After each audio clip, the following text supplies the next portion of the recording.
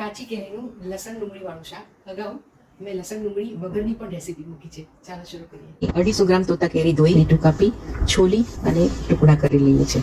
વધેલા ગોટલાનો દાળ શાક કે રોટલીના મુખવાસમાં સુકવીનો ઉપયોગ કરી શકો છો. જાડા તળિયાવાળા વાસણમાં 3 ટેબલસ્પૂન તેલ, 1 ચમચી રાઈ, 1 ચમચી જીરું ને અડધી ચમચી હિંગ ઉમેરી 5 કપ ઝીણી કાપેલી ડુંગળીને 2 મિનિટ માટે ધીરા તાપે સોતે કરી લઈએ છીએ. ડુંગળીની કચાશ દૂર થાય એટલે 5 કપ ઝીણું કાપેલું લસણ ઉમેરી ફરીથી એને 2 મિનિટ માટે ચડવી લઈએ છીએ. કેરી ઉમેરી 3-4 સૂકા લાલ મરચાં, 1 ટીસ્પૂન મીઠું, half teaspoon black salt, 1 teaspoon મેથી મસાલો ઉમેરી 5 કપથી ઓછું પાણી ઉમેરી ઢાંકણું ઢાંકી 5 મિનિટ કેરીને ચડવા દઈએ છીએ.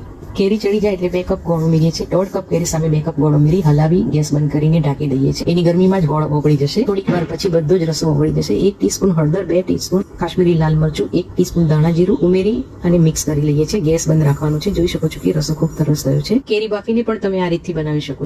શાક લીધું